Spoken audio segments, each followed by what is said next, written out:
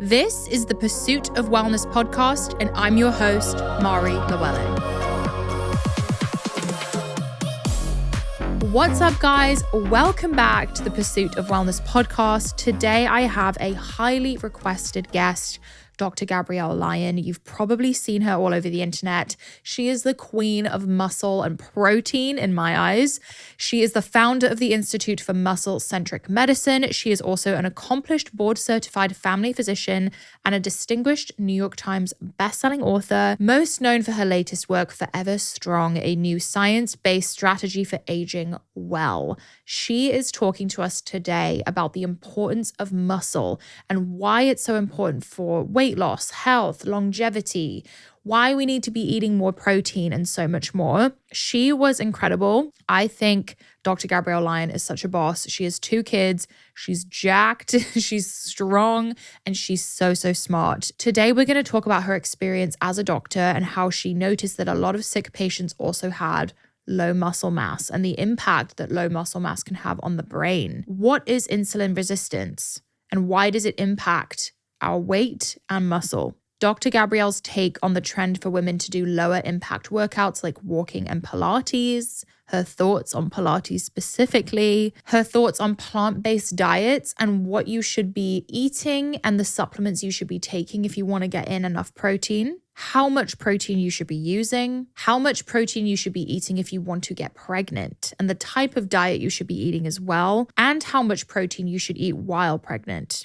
how to put together a meal with enough protein, her thoughts on kids who are eating vegan. Can you gain muscle and lose weight at the same time? How important is sleep when it comes to building muscle? Her thoughts on Ozempic. This one was surprising. How many times should we be strength training per week? And her thoughts on ready-to-drink proteins and collagen. You guys are going to love this episode. I know I did. I learned so much. Just a note, if you guys notice a little bit of a difference in the audio, we recorded this episode in Houston and had a slight issue once the recording was complete. We got a phone call from the studio letting us know that the audio was kind of completely messed up after the first 15 minutes. So we did have to pull the audio from the cameras. So if you notice a little bit of a quality difference, I do apologize, but I knew this episode had so much value in it. I did not want to re-record it. I wanted to get the fresh, true conversation. So without further ado, let's hop right in and I hope you enjoy. Dr. Gabrielle, welcome to the show. Thanks for having me. You are such an icon to me. You are a board-certified family physician, a New York Times bestselling author, a mother, the founder of multiple businesses. You are the queen of protein and muscle in my eyes. I'll take it. No pressure. I feel like I see you everywhere, and it's clear how passionate you are about truly helping people feel their best, look their best, help with their longevity. I want to ask first how you personally became so interested in muscle and protein. Yeah. How long do we have? Just kidding. Let's go. It's a really good question because behind every mission, there's always a story. Otherwise, it's just a thing somebody does. And I have to say, from very early on, I was interested in nutritional sciences from the get-go at 17 years old. And I never changed, which is unusual. So I don't know if you believe in fate or if there's just serendipity in the world, but I graduated high school early, moved in with my godmother. You know, you've heard of functional medicine, right? Yeah. My godmother is a PhD in nutritional sciences, the group before functional medicine was a thing. You've all heard of Mark Hyman. Mark Hyman, really, when people think about functional medicine, they think about him. But before functional medicine was called functional medicine, there was a handful of providers that got together and created this idea that there's root cause medicine. My godmother was one of those people. Wow. So I moved in with her and started learning nutritional sciences very early. From then, I thought that that was the key, that it was all about nutrition and that was the way to help people get better. Did my undergraduate in nutritional sciences, protein metabolism under one of the world leading experts, Dr. Don Layman, who I dedicated my book to. Then decided I needed to go to medical school. Went to medical school, fast forward, and then I did a fellowship. So I did 2 years of psychiatry, 3 years of family medicine, and then I did a fellowship in nutritional sciences, geriatrics, and obesity medicine. People will think, wow, that seems like that's a broad net, but actually it is very narrow. And it was there that everything came together. I saw this one participant. She was an older lady, I say older, in her mid-50s, mom of 3. And she had been following what everyone told her to do, which was exercise more, eat less. She lost the same 20 pounds for 20 years. And we imaged her brain in one of these studies, and her brain looked like the beginning of an Alzheimer's brain. Wow. And it was at that moment that I realized we were focusing on the wrong tissue. She didn't have an obesity problem. What she had was a muscle problem. And all my sickest patients had the same problem. Low muscle mass. Yeah. Wow. So you can see that having lower muscle mass is impacting the body outside of just weight. Totally. It's impacting the brain too. Yes. And here's the wild part about it is that right now, all we talk about is this obesity epidemic. Mm-hmm. That 70% of adults are either overweight or obese.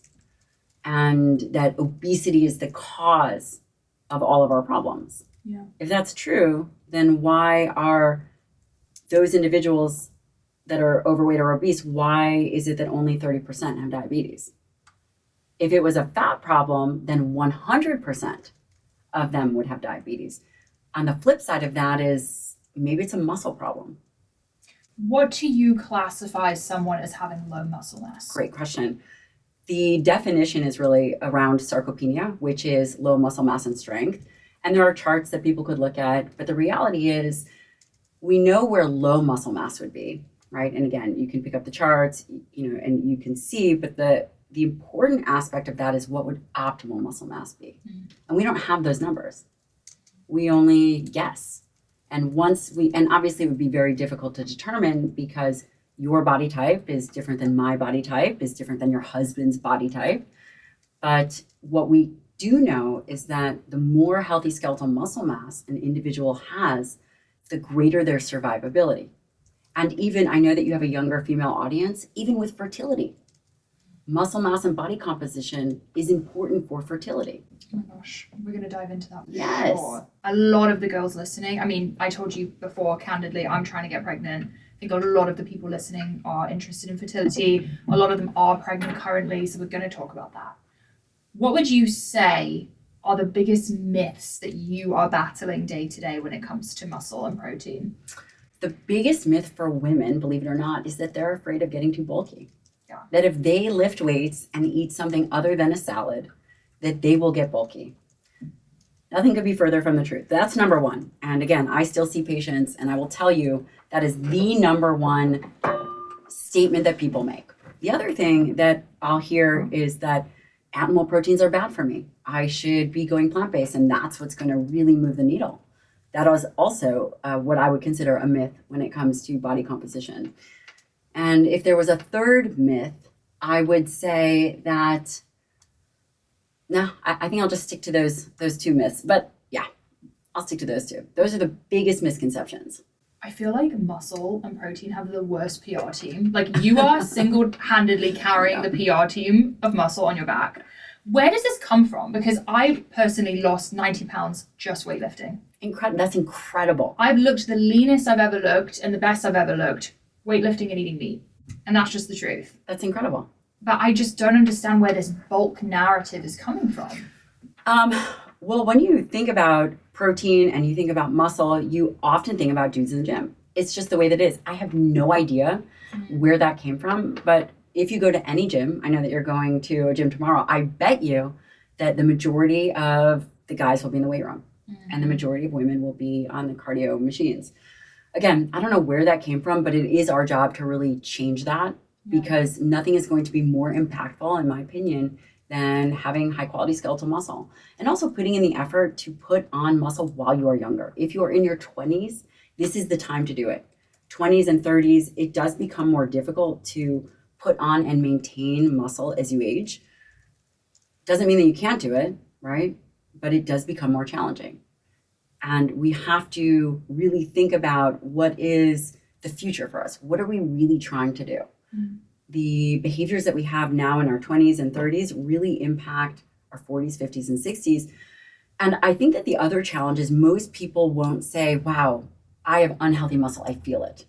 Nobody says that. You might say, oh, I don't feel great because my blood sugar is all over the place. I'm getting really tired. I'm always hungry, those kinds of things. But people don't feel unhealthy skeletal muscle.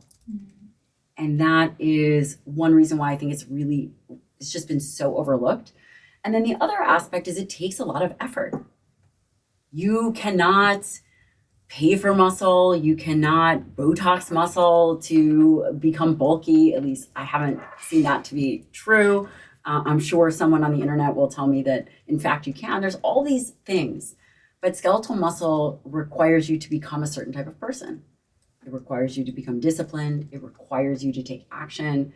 It requires you to do hard things and be able to push through physical discomfort. Have you seen that statistic that there are more millionaires in the world than people with six packs? Because it's so difficult to develop muscle. And what you say is so true. When I first got into fitness, my goal was to become a strong person, just in general, not just physically, like a strong individual. And I felt like the best representation of that was muscle, particularly for women, because it's difficult. I agree. It takes consistency and hard work. And I feel like it is such a powerful statement to walk into a room and have like a bicep. And be physically strong. Yes. And when you think about these strong girl numbers, think about it. Women will say, well, I don't want to lift that weight because I'm going to become bulky. I have a toddler who weighs 40 pounds. I am 5'1", maybe 110 pounds. No one would look at me and go, oh, that girl is bulky. And so we have these limitations. Think about putting a suitcase in an overhead bin on the airplane. Yeah. I don't know if you pack like me, but I'm right there at the 50-pound mark. And we think that these things are going to make us bulky when in fact it's not true. And we require strength to get through our life. Day to day, it's a functional exercise. Yeah, and then this idea that if we focus on fat, again, fat is a symptom in part of unhealthy skeletal muscle. And if your listener is thinking about getting pregnant, caring about their blood markers now, things like insulin and glucose, and maybe they have a grandparent with dementia, these diseases of aging, what we think about aging, actually begin in your 20s and 30s, probably closer to your 30s. But again, insulin resistance can begin at any age. Insulin is a hormone that's secreted by the pancreas that moves glucose out of the bloodstream into cells. We require it. Can you explain what insulin resistance is? Because I hear about it a lot, and I think I have a loose understanding, but I'm not quite sure how it works. Yeah, so just simply put, again, when you ingest glucose, the body, glucose is toxic at high levels. That is the definition of diabetes over a 2-hour period of time. If your blood sugar remains elevated, the body will require insulin as a mechanism to lower blood sugar. And so when blood sugar gets too high, or when blood sugar, when there's a robust amount of blood sugar, the body will produce insulin to lower that. And that's what the pancreas does. And over time, if you continue to eat a diet that is, let's say, high in carbohydrates, let's say you have low muscle mass, let's say you're not exercising, the body will require more and more insulin to address that glucose. And over time, the body becomes resistant to insulin and requires more and more and more. Is that a part of having PCOS? It is. How does it impact hormones? It's one of the primary defects is skeletal muscle insulin resistance. It can change, again, the hormone profile of the body, increasing testosterone. There's all different ways in which PCOS can impact the body as it relates to fertility. Yeah. And people don't address, again, there's multiple mechanisms for PCOS. So I don't want to say that skeletal muscle is the only, but skeletal muscle is a primary defect in PCOS. So if someone insulin resistance, listening has PCOS or they're struggling with a hormone imbalance, you would say increasing muscle mass would be helpful. I would say increasing muscle mass, getting your metabolism under control, managing body fat, managing blood glucose, all of this will help. Yes. What do you think? I've been dying to ask you this, and I feel like I know what you're going to say. What do you think of this trend / movement for women doing low impact workouts like walking and Pilates? Because there's this perception that high cortisol workouts are negatively impacting our hormones. Here's the thing. The body was designed to exist under challenge. I mean, the idea that we would take away what our body was designed to adapt to reminds me of this way of trying to raise strong children by removing any kind of stimulus. What will you get? You will get weak, non-resilient humans. I do not think that that is the way to do it. Again, chronic stress isn't great. It's definitely not great for pregnancy, but cortisol, increasing cortisol through acute exercise, I mean, the body's designed to do these things. I personally feel like I wake up with a level of anxiety that doesn't go away unless I exercise. And I'm not saying I strength train every day. I probably strength train 4 times a week right now, maybe 5. And I feel like it is my most effective way of handling my stress. Same. Because you can't really think about anything else. Same. You probably have, that's right. Maybe you have high cortisol, maybe you have, your adrenaline is higher. Absolutely. Your body's designed to move. Mm-hmm. And we live in a very domesticated world. You have to really go out of your way to create challenges for yourself. This is physically. True. This is true. And in fact, we don't even know, that movie WALL-E. Mm-hmm. I feel that if we don't actually make decisions that make us stronger, we will end up like that. Yeah. And I know that that's a bit extreme, but there's a lot of misinformation out there when it comes to training, when it comes to lowering cortisol, when it comes to doing these things. Again, everybody is different. I know when I was trying to get pregnant, I was doing a lot of really intense training. I did change that up. I reduced my high intensity interval training to heavier lifts. I slowed it down. I wasn't doing a whole bunch of metabolic conditioning. Yeah. That's such a good point, because I do think people have this perception of weightlifting that it has to be super high heart rate movement. Yeah, not at all. You can slow it down and do the heavy reps. I feel like that's such an effective way of having a good workout, but not getting too crazy with it. Right. And we talked about insulin and insulin resistance and glucose. Well, exercising skeletal muscle doesn't require insulin. If you want to sensitize your body to glucose, one great way to do that is through exercise. Skeletal muscle is the primary site of disposal for glucose. So your view on Pilates? I had mentioned this before, and I think it went up to the Pilates hotline. I think there was a bat signal to the Pilates hotline that Dr. Lyon had said something that Pilates wasn't the main driver for strength. And I got a lot of Pilates hate. I'm picturing all these girls in leggings and like lean girls being like, what did you mean? You cannot say anything without offending somebody. And the reality is Pilates good for you? Totally. Is yoga good for you? Yes. Do I feel that Pilates is the number one way to put on skeletal muscle mass and to build strength? No, I don't. I agree with you. Otherwise, that the Navy SEALs and the military operators, they would not be lifting weights. All they would be doing is Pilates. I like Pilates, and I was doing it like once a week with a friend as like my rest day in LA. But what pissed me off is when I would see instructors or influencers claiming that that's how they got their butt or that's how they got their arms, and it's no, like you're not getting a big butt doing Pilates. I mean, they're right. There's a rep continuum. I mean, maybe they could be, but it's probably not the most efficient way to do it. Mm-hmm. I mean, it's just not. And also, I think that as people, we need to get a little less offended by everything. I could go off on that. Because the reality is are you getting offended because you're not wanting to look at a different point, or are you getting offended because you don't want to do the work? So if you become offended, then you don't actually have to look at that thing that is offending you, and do the action. Like, for example, I don't know, let's say we say that strength training is really important for health and wellness. And then all of a sudden, we see these epidemiology studies that are really poorly designed, that you should only be strength training, 60 minutes a week. Right? That's not true. This is all based, again, on epidemiology, causation and correlation, these things. But if you believe that, then you don't actually have to do the work. Mm-hmm. So it just becomes a distraction for people.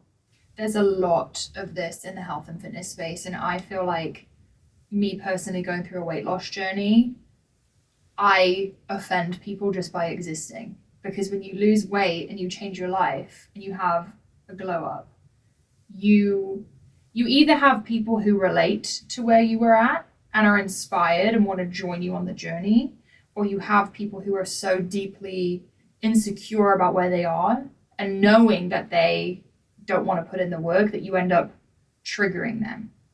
I see this all the time in the industry that we're in. Yeah. I think it's a very emotional space, and that's why there's so much conflict. And one thing that we know is when emotion gets high enough, it definitely skews someone's ability to receive and understand information. Think about it. At the height of one's emotional lability is not the place of making good decisions. Right. And it takes a certain level of self-awareness to say, like me at the beginning of my journey, I knew I was undisciplined. I knew that I was overweight. I knew that I was treating myself badly. And you need to take that responsibility in order to take the next step. But that part's hard. So I feel like it takes people a long time to get there. But the truth to that is it's much more difficult to be undisciplined and live a life where you ultimately regret things. It's miserable. That's much more difficult. I've been there. It's miserable. Yeah. And so when we talk about muscle and we talk about dietary protein, it's not because we're talking about these things because it's just those things. We're talking about muscle and we're talking about dietary protein because in essence, we're talking about being a fully capable and optimized human. Mm-hmm. It's a lever. It's an access point to be able to take any excuse off the table, to be able to become physically strong. You're not going to become physically strong without putting in physical training that ultimately requires an adaptation. You're not going to be able to build muscle if you don't have enough dietary protein to recover, to build. These are the building blocks. There are, essential amino acids that you must get from the diet. And then I'm sure a lot of your listeners are like, well, plant and animal proteins, there's this versus them. The reality is if you're young, you can have plant protein and be fine, as long as your protein is high enough. But again, it's not just about the protein. What about the things that ride along with dietary protein? If you're going to choose a plant-based diet, then you're going to have to be careful about carbohydrate intake. You know that you're probably not going to get enough B12 and bioavailable zinc and iron and selenium and creatine and all these other things that are really important. And if you choose high quality animal proteins, you will get those things. Mm-hmm. But it also doesn't have to be one or the other. It can be a combination of both. Let's talk about how to optimize for muscle. For someone listening, let's say they're beginner. They have no idea where to start. How much protein do they need to be eating? Like, how do they calculate that? The good news is if you're a beginner, you will be the one that has the quickest visual. You will be able to get the biggest impact. Mm-hmm. Let's say if you are untrained. The way that I like to think about it is, number one, you have to determine where an individual is. The average female is getting maybe 70 grams of protein, and maybe the average male is getting 100 grams of protein. That means 50% are above and 50% are below that number. The first thing that I would have people do is track, what are you actually eating? How much protein are you actually getting? And then for an individual who is just starting out, they could get from 1.2 to 1.6 grams per kg. That's not much. Let's say 0.7 grams per pound of ideal body weight. And that's not that terribly much. If an individual was feeling really robust and wanted to go at the higher end of protein, that would be 1 gram per pound ideal body weight. Okay, so if I'm 150 pounds, 150 grams of protein. If that's where your ideal target is, but you could always go a little bit less. You would be fine at 130 grams.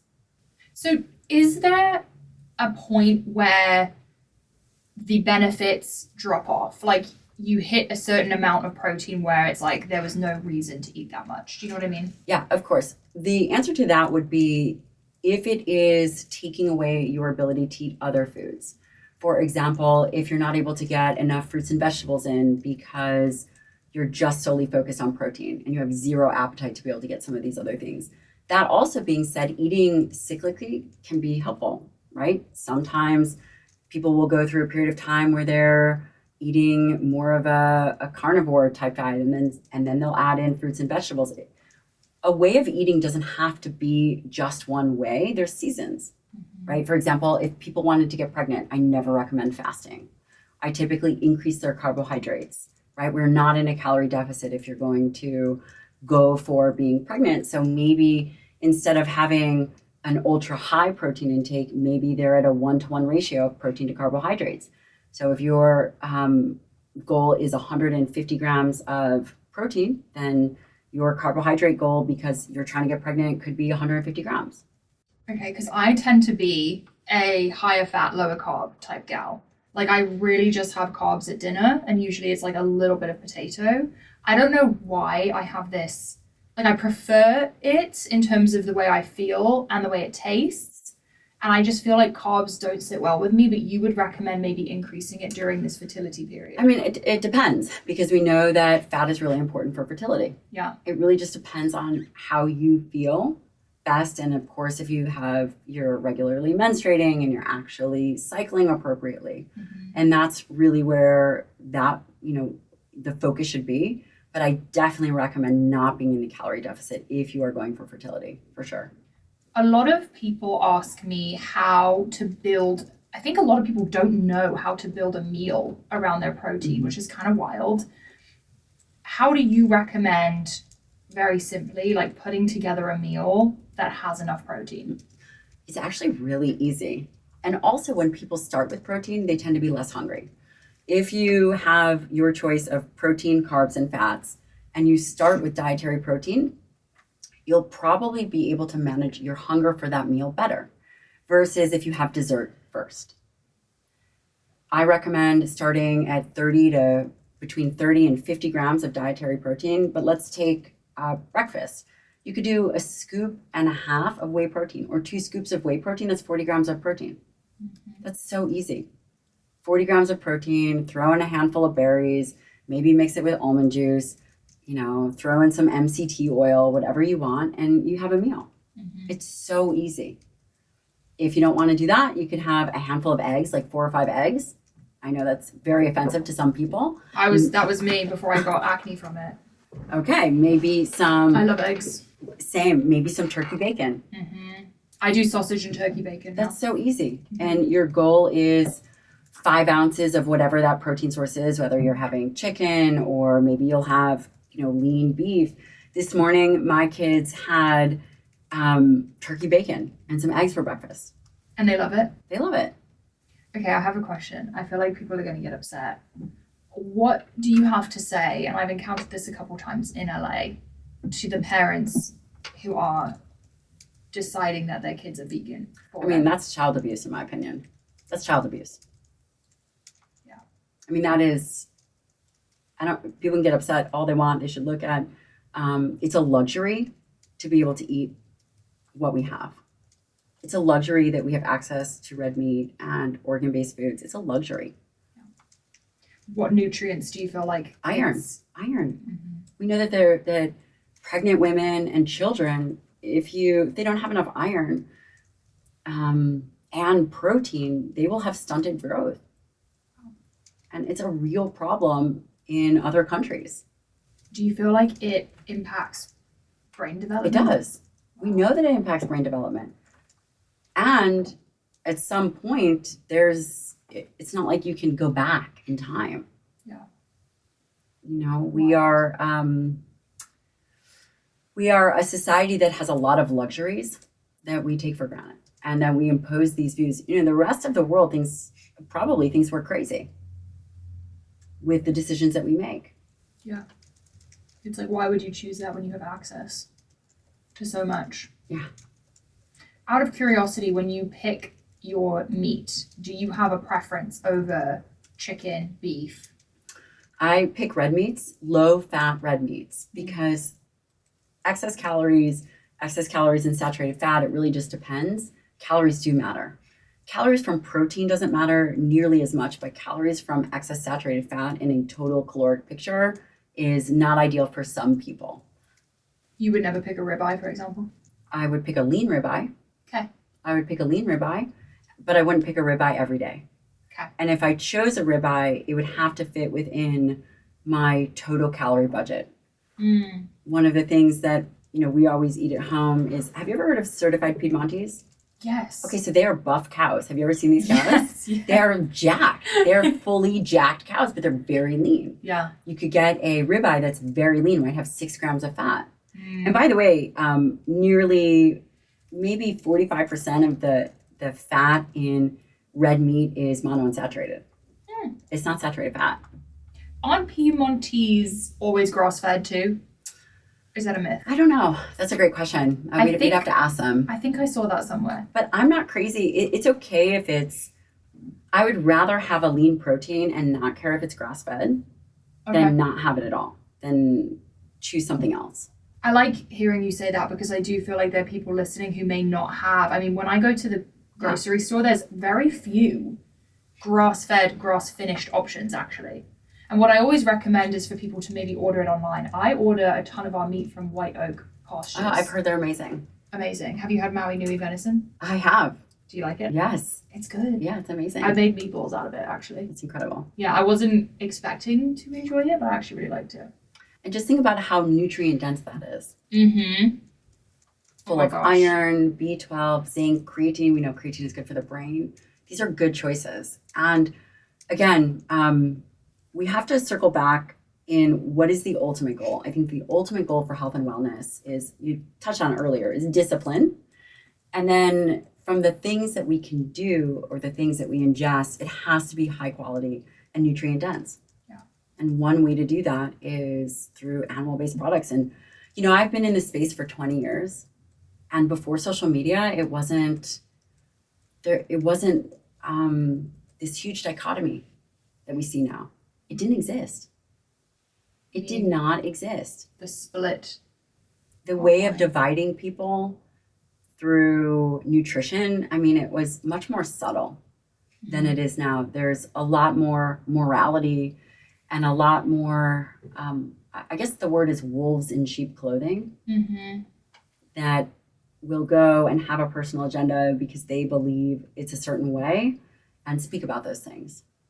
Yeah, and it's interesting being a podcast host because I talk to a lot of different people with different perspectives on things. And obviously, I have the way I live my life, but I'm open to hearing from other people. I just had Simon Hill on the show, and he has a very different perspective than you, than me, than Paul Saladino. He kind of brought different science, and it's interesting to see the way that people, there's so much research and information. You could kind of pull a study for whatever you want. Yeah, and again, not all studies are done appropriate, right? So there's low quality evidence and then there's high quality evidence. And I think it's really important to look at high quality studies, and that becomes important when making decisions. Yeah.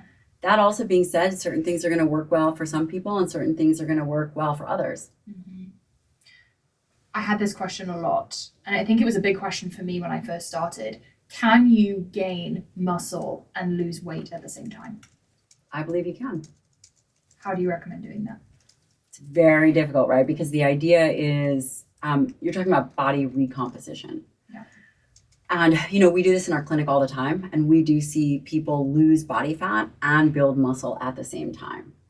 The way in which they do that is, again, you do have to track your calories. You have to figure out what is your maintenance calories. And again, with weight loss, oftentimes you have to do calorie reduction, but with muscle building, you would increase calories, whether it's 10 or 20%. But we typically start people on a weight loss, calorie restriction, depending on what their goals are. And if they're eating enough protein, 1 gram per pound, ideal body weight, again, when you're restricting calories, then you need a higher amount of protein to maintain lean tissue. So not just skeletal muscle mass, but all lean tissue. Okay. And when you do that and you are training and you're still in a calorie deficit, we do see body recomposition. I like hearing that. I think a lot of people, I saw in the Q&A I posted, someone said that they were obese and trying to lose weight, but she was confused because she was like, how do I make sure I'm eating enough protein while being in a calorie deficit? It shouldn't be a problem. Okay. Right? That wouldn't be a problem. If someone is obese and trying to lose body fat, then you would pick her target body weight. So if her target body weight is 115 pounds and she's 200 pounds, you choose 150 grams of protein and you build everything else around that. That's exactly what I did. Yeah. So if her total calorie goal is, let's say when I was working on some of the early weight loss studies, let's say it was, I don't know, I'm just picking a number, 1,500 calories, then you build it around that. Okay. How important is sleep when it comes to building muscle? It's very important. There's some new data out of Galveston, and what it showed is that one night of sleep restriction blunts muscle protein synthesis by 18%. Stop. I mean, but again, more studies about this have to come out, and then you see individuals like some of the SEALs and the military operators that will go through days with sleep deprivation. The one way to combat that is actually to increase resistance training and increase training. When I first got into fitness, I was obsessed with bikini competitors and bodybuilders, and I would watch their like full day routine. And something I noticed with the really big guys is they would just train, eat, sleep, train, eat, sleep. Like sleep was a really important part of their routine. And I feel like that was the first time I kind of realized that obviously looking that way is a full-time job. It is. But as a normal person, each part of your routine really is important. And I'm going to also tell you this, when you have kids, that goes out the window. Okay, yeah. Wait, how do you like look so good and healthy and you have your muscle and you work out when you don't sleep? I do not get sleep. So I have 2 little children. Let's have a real talk. People can say, oh, this study is this study is this, but until you are in the trenches, right? You are a mom of 2 little children with a husband who works 100 to 120 plus hours a week. I have a child that is not quite 3 and one that is 4.5. Okay. Let's talk about what it really takes to make things happen. How much sleep do you think I get a night? 5 hours? I don't even know the last time. The only time I get a full night's sleep is when I'm away from home. Oh my gosh. You must look forward to going on trips. Yeah. Bye, Felicia. They're like, oh, can I come with you? Absolutely not. Do you miss me? No, I do not. Don't let the door hit your butt on the way out. But the truth is I would say that I'm nothing special, but I would say that my habits are. I would say that my discipline is. Yeah. I was exhausted this morning. My son got up at 4 a.m.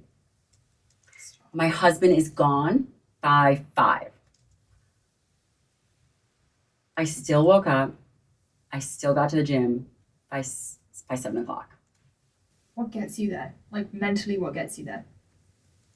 I rely on my standards. I have a really good friend and mentor who would be a wonderful guest. His name is Ben Newman. Oh, yes. He changed everything for me. Because, he said to me, Gabrielle, it's not about goals. It's not about motivation. It's all about your standards. Mm-hmm. And he's right. It is about standards. Exhausted. When I tell you exhausted, and then try taking your 4.5-year-old to the gym with you, which I do every morning. I saw a video of you. That's what we do. On the row machine with a small child on your back. And I was like, is that real? Happens all the time. Oh my gosh. Happens all the time. But how great that you are setting that example for your children, right? Yes, it's important. And the reality is does sleep matter? Absolutely. I don't know how people wake up and have this perfect morning routine, because when, the reality is morning routines, sleep, it once there is impact, right? Impact with the enemy, like say whatever, not that kids are the enemy, but it doesn't hold up. Mm-hmm. So you have to have such tightly dialed in behaviors that there's much more flexibility when things don't go well. For example, sleep. Yeah. If my diet was not tight and my training was not tight, and my discipline when I am studying or when I'm doing something scholarly or when I'm with a patient I wouldn't be able to manage the things that I do. So for the moms out there listening, for the people that want to get pregnant, for the women that want to get pregnant, thinking about what are the standards that you're going to set and what are the things that you're not going to be able to do. Yeah, I love that. And I also think I talk about this all the time, when you develop habits, like when I first started lifting, hated going. Like it took so much mental energy for me to get myself there. Now it's not even an option. It's just part of my day. Like it's kind of like on autopilot at this point. And when you keep showing up every single day and keeping your own promises, it gets easier and easier and easier because there's no choice. And you become a different type of person. Yes, 100%. And then you become a different type of person. Speaking to the pregnancy element. Yes. With strength training. Yes. Do you recommend women strength train through their pregnancy? I do. Obviously, I'm not, whoever is listening, I'm not your doctor. I might be, but yes. There are not a ton of studies on pregnant women because it's just very difficult to do, right? Yeah. It's, you don't do a lot of studies on children. You don't do a lot of studies on pregnant women. I trained throughout my entire pregnancy. I trained kettlebells throughout my whole pregnancy, and I had hyperemesis gravidum, which means I threw up between 10 and 20 times a day for 10 months. No. It was impressive. Damn. And I trained throughout the entire pregnancy. And then I did 2 natural births. Stop. We are in the presence of greatness, you guys. Oh my gosh. And did they just pop right out? No. I was thinking to myself, all the people that say you don't remember how much it hurts. What are they talking about? What are you talking about? Bullshit. That's such bullshit. And you have not given birth. What are you telling me? Like, oh, you see the gates of heaven open and then the angels come in and it's the most amazing thing. That shit hurts, man. Oh, God. But anyway, what do I think about pregnancy and training? Sometimes it's very difficult. Again, so I threw up multiple times a day for a very long time. I had such a meat aversion that I used protein shakes. Wow, that would be devastating for me. It's going to happen. Just whatever happens. Okay. It doesn't matter. It's temporary. Yeah. It's temporary. Yeah, it's so worth it. I remember I ran into my best friend. My best friend and I had a huge pretzel on Fifth Avenue. I was so nauseous that there I was eating a pretzel on Fifth Avenue from one of the carts. She was like, what are you doing? But it's fine. You should train throughout your pregnancy. Mm-hmm. Because there's this epigenetic change that happens within you, that happens within the fetus, the baby. You care about gestational diabetes. Remember, I had mentioned that pregnancy typically is an insulin resistant state because there's growth that's happening. You don't want elevated levels of blood sugar. You don't want elevated levels of insulin. Doing resistance training is your best defense.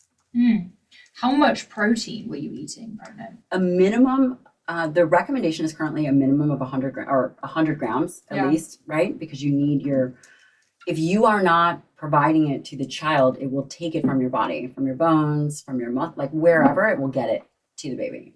But I was not again, it was very difficult to eat the first pregnancy. Shoot. But it's fine. Again, it's fine. Okay. Women have been doing it for a very long time. Yeah. And then I trained throughout the first trimester. You're going to be exhausted and you do what you can. You shouldn't be hard on yourself. There's all kinds of changes. You'll sleep a lot. You'll fold 3 pieces of laundry and then that's it for the day. And the moms out there are laughing because you know what I'm saying is true and right, ladies. But you have to give yourself some grace, be a little flexible. And then once you're feeling better, really get back into training. It's not about hitting your 1 rep max, but it is, again, about maintaining a healthy body composition as much as possible. How long does it take for muscle to start breaking down when you don't train? This really comes from bed rest data. And if you are an older individual, for example, I say older, I use this number arbitrarily. But when you think about it, the number one treatment that individuals get when they are sick or go into the hospital is bed rest. Mm. Bed rest happens. And an older adult could lose 2 kilograms of muscle in a week. That's a lot. How many pounds is that? That's 2.2 kilograms in 1 pound. So that's like 5 pounds. You know what this is making me think of? Ozempic. We'll talk about Ozempic. Okay. But a younger individual, it will take them It will take them a lot longer. It's questionable. If someone goes on bed rest, you will certainly lose mass quickly. You could lose mass in a week. The way in which you can counteract that for the first week or so would be dietary protein. Okay. And again, getting enough protein. I don't care if you're eating animals or plants, but you're going to have to eat on the higher end of dietary protein if you are more plant-based, you will need the higher end of dietary protein to cover that, because the recommendations for minimums were based on individuals consuming animal-based products. What should plant-based people be eating for protein? Like, what would you say is the best source? I mean, I don't think that plant-based protein is your best source, because again, it's not just about the protein. It's about the full spectrum of what the food matrix has to offer. Yeah. But typically soy, or there's soy rice pea blends, those kinds of things. Okay. But just making sure that they're getting 1.6 grams per kg. Okay. Really making sure that they're hitting a higher amount of protein. Of course, when you're younger, it's easier to be more plant-based, and as you age, it certainly becomes more difficult. Okay. I wish I could convince my parents to strength train. I feel like our parents' generation just kind of missed the boat with that. But I know it's really beneficial to have muscle as you age. Can you talk about that a little bit? It's your body armor. There's probably nothing more important than to have muscle, build muscle when you are younger, and maintain it. These diseases that we see of, quote, aging, like cardiovascular disease, like Alzheimer's, like just name it, hypertension, obesity, these are diseases that originate in skeletal muscle. And when there's some really interesting work from Bill Evans, and what they show, this group shows that when you measure skeletal muscle mass directly, which we don't through DEXA, it's something called the D3 creatine, and it tags creatine. The 98% of creatine is in skeletal muscle, and it allows us to look directly at the amount of skeletal muscle mass someone has. It's actually the loss of skeletal muscle mass that has more negative impact on outcomes than the gain of body fat. Wow. So it's the loss of skeletal muscle. This is one of the reasons why we see an increase in insulin resistance and triglycerides and diabetes and all these other metabolic derangements. It's not the gain of body fat. It's the loss of muscle. And as individuals age, the issue with muscle is it can become more difficult to put on. I say that cautiously, because when you look at the studies, they'll say a healthy sedentary adult. There's no such thing. Being sedentary is a disease state. There's activity, and then there's sedentary behavior, and people think that being sedentary is this neutral kind of state. It's a disease state. For someone listening, let's say they're, and I doubt this, but I'm just curious, in their 60s. You might be getting by the way, I was talking to your team before, and your podcast is absolutely crushing it. So I believe that you probably do have 6-year-olds. I know I have one, and it's Fee's mum, who's a huge fan of yours. Actually, we got to give Kathy a shout out. She's probably dying right now. But she lifts weights. She's a savage. She's shredded. But let's say someone's listening who's 60 and hasn't started weightlifting yet. Is it too late? It's never too late. The best time to start was yesterday. The second best time is today. It's never too late. I love that. And also, it's necessary. It's the most important thing that someone can do. Because it's not just about strength. It's not just about power. It is about mobility. It is about being able to maneuver your body so that you can live a life that is independent. You have to be able to get up off the floor. You have to be able to go get groceries by yourself. I mean, this ruins people's lives. Falls. Old people fall, right? And then they don't have the muscle to protect their bones. The statistics are devastating for falls and the cascade of events that happen. Wow. I want to jump back to Ozempic. Yeah. And the reason I thought of it is because there is an alarming amount of people on Ozempic. I mean, I was living in LA a week ago, and when I tell you... I heard they put it in the water. You would be shocked at how many people are on this stuff. And I don't know how much data there is about the results of it because it's so new. Maybe you've seen something. But what I've heard is that people are losing weight rapidly because they're barely eating, right? And they're losing muscle with it. What are the dangers of something like this? First of all, we use Ozempic all the time in our practice. We use Ozempic and Mounjaro all the time. I've never seen anything work more effectively for individuals who have weight to lose. Wow. Here's the catch. I believe that it is going to be part of many longevity protocols because it can be used in appropriate people, in appropriate doses, having them eat protein and train. Again, we track all this stuff. They don't lose muscle mass. Wow. Our patients do not lose muscle mass. Okay. The ideal person for Ozempic, do they have to be obese? Again, the definition of overweight or obesity, we'll say obesity, 30% body fat.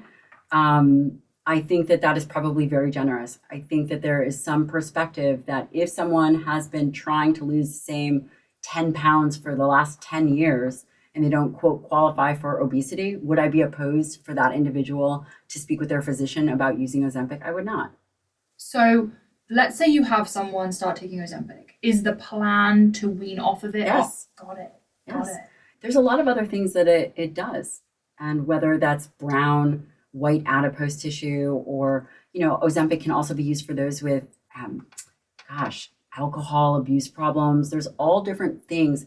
Binge eating disorder, I've seen it do enormous things for. Again, is it a cure-all for everything? Is it all of a sudden getting a huge bad rap? Yeah.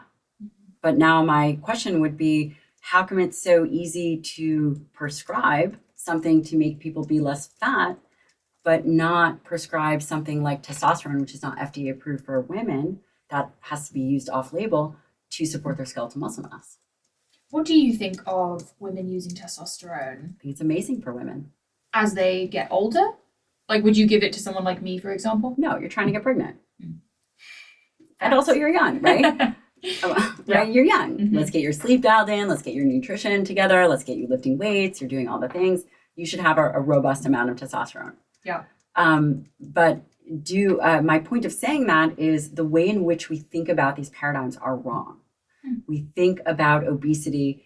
We talk about, well, I can give a medication to treat fat, but I can't easily give a medication to treat the health of skeletal muscle. There was a period of time where testosterone treatment for men and women was, oh my gosh, I cannot, fringe. But there has never been a time where treating obesity was fringe. We're treating the wrong tissue. Yeah. Wow. I like that perspective on it. I mean, it does have a pretty bad rap, but I think, do you think the wrong people are taking it? I think that's difficult to say. Yeah. We have 70% of Americans are either overweight or obese. That's insane. Now, my next question would be, who is going to have the biggest problem with that? If now all of a sudden people are not consuming foods, who do you think is going to have the biggest problem with that? The food industry. Exactly. So is it possible that some of the information that we're hearing and the quote hype maybe is coming from somewhere else? There was this whole thing about how animals were killing the planet, right? Like we did this whole thing.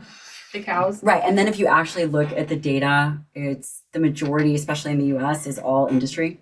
So the greenhouse gas effect, these things, it's a very complex topic, and I'm not an expert in this, but if you look at the EPA and you look at some of the data, the majority of greenhouse gas and the impacts on the environment come from electricity, transportation, industry, 83% or so. 9% is agriculture. But cows are killing the planet. And then we repeat this over and over again. And then this becomes true just because it's repetitive, but a repetitive nature to a statement just makes it repetitive. It doesn't make it true. Yeah. And there's money behind it. Have you seen that new Netflix documentary with the twins? No. I haven't seen it either. I will not be watching it. But it's funded by Beyond Meat, isn't it? I will not. I don't get my scientific information from anything on Netflix. I love Netflix, but again, these are they are entertainment. This is not a peer-reviewed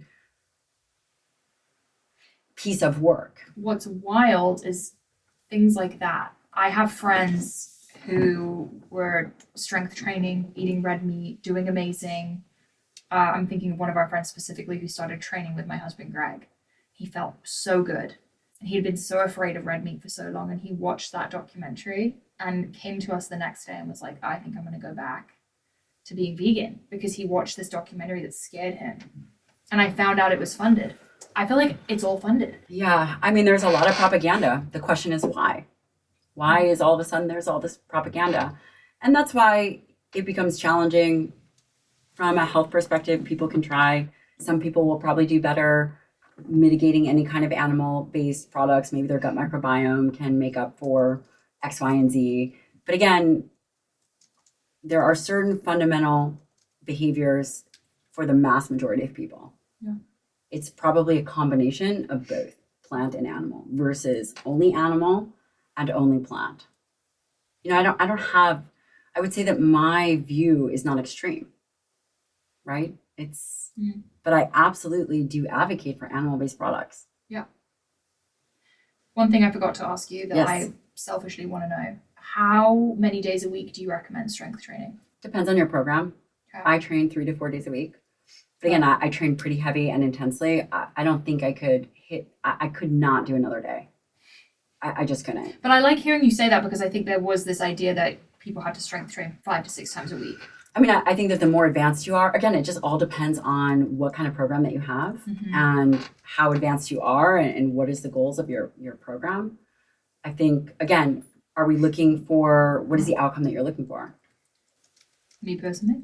I mean, I know your outcome. To be jacked up. No, to be pregnant. Yeah, jacked up and pregnant. So you're not losing body fat, right? So you want to be jacked up. Yeah. And again, want to be healthy. I want to have the biggest butt I've ever had while pregnant. Same. When you get the formula to that, I'm signing up. Listen, I just think my genetics are not... I'm not a big butt queen. Me neither, but I'm working on it. I truly am working on it. My quads grow like weeds, but my butt, she just doesn't want to do anything. Can I do a rapid fire fan Q&A for you? Because the girls had a lot of questions. Yeah. Okay. Sorry, I'm asking you a lot here. Okay. Thoughts on collagen? Great for skin, hair, potentially joints. I love it. Okay. I use it 15 grams a day. I'll probably go up to 30. Okay. Incomplete protein doesn't count towards your protein goals. Because it doesn't have all the amino acids. Exactly. Right? Nailed it. I listen to your podcasts. Drinking things like Fairlife or ready-to-drink protein. Great. Convenient. Slay. Is too much protein bad for your kidneys? No. There's multiple meta-analyses. You know, I've been But it's told not. that from my lab work. I've been told that I eat too much protein. That's impressive. I eat a lot of meat. Can muscle be marbled with fat on humans? Yes. Really? Yes. That's one of the things that we see with obesogenic sarcopenia. That's one of the things that we see with aging individuals. That's one of the things that we think that individuals just show outward signs of obesity. You get fat marbled in just like a cow. Wow. That's insane. Okay, what is your take on post-workout protein consumption? How soon after? Doesn't matter. It can be within that 24-hour period. I will say, as you are older, let's say you're an individual who is older or fighting something. Maybe you're fighting against sarcopenia, or you're fighting against a chronic illness, and you're eating a lower protein diet. Your muscle is primed now to take in these amino acids. I would say, 90 minutes. But again, that's an arbitrary number because the majority of the time it doesn't matter. Okay. Best protein packed snack? Have you ever had the Paleo Valley beef sticks? I think I've seen them. They are- Oh, Matthew gave me some. They are legitimately, we cannot keep them in our house. My kids pound those guys. Oh my God, that's great. Yeah, meat sticks are awesome. Chomps, Paleo Valley, Maui Nui. Yeah. Meat sticks. Okay, great. Is creatine a good supplement for someone trying to lose fat and build muscle? Creatine is a good supplement for brain function, for muscle. Is it necessarily for fat loss? No, Do you take it? not right now. Sal was talking about it with me on MindPub. I mean, it's amazing. He wants to start a creatine supplement company. And I was like, please do it. He won't do it. He was like going on about the margins. I was like, Yeah. Sal. Okay. Now it's time for the question we ask every guest. I started this podcast because I believe everyone's pursuit of wellness looks different. What does wellness mean to you? Wellness means being globally strong. Whew. It's about global strength. It's about physical and mental strength, and also strength within your family. Hell yeah. I love that answer. Where can everyone find you online? Where can they get the book? Oh yeah, the book Forever Strong hit the New York Times bestseller list instantly the first week. It outsold Arnold Schwarzenegger and Atomic Habits. What? It hit Publishers Weekly, USA Today, Wall Street Journal, all of it. Gosh, yes. slay. Yep. It was number 3 on New York Times bestseller list, but it outsold both of the other 2 titles. You can get it on Amazon, Barnes & Noble, wherever books are sold. If you want to suffer through the audiobook, I just recommend that you listen to it on 2 speed. It was actually my favorite thing to do about the whole book. I read my own audiobook. Oh, I'm going to listen. Yes, but just listen on 2 speed because they slow you down. Do they? Yes, Okay. They make you slow down. You're like, is this ever going to end? But And then pause. But it was amazing. You can find me on Instagram at Dr. Gabrielle Lyon. I have a great podcast, a medical-based podcast, really kind of just awesome. We have world-leading experts on. On my website, we do have a new community, by the way, a Forever Strong community, which is amazing. So when I did the book launch, we had 7,000 members. And we realized that there was a need for a community. So I come on, someone comes on every week, answers questions, and people just are there to support each other. So that's really cool. People can all find that on my website. All of this is under drgabriellelyon.com, Facebook, Twitter, you name it. amazing. I love what you're doing and you are awesome. Thank you so much. Thank you so much. Thanks for joining us on the Pursuit of Wellness podcast. To support this show, please rate and review and share with your loved ones. If you want to be reminded of new episodes, click the subscribe button on your preferred podcast or video player. You can sign up for my newsletter to receive my favorites at marilewellen.com. It will be linked in the show notes. This is a Wellness Out Loud production produced by Drake Peterson, Fiona Attucks, and Kelly Kyle. This show is edited by Mike Fry, and our video is recorded by Luis Vargas. You can also watch the full video of each episode on our YouTube channel at Mari Fitness. Love you, Pow Girls and Pow Boys. See you next time. The content of this show is for educational and informational purposes only. It is not a substitute for individual medical and mental health advice and does not constitute a provider-patient relationship. As always, talk to your doctor or health team.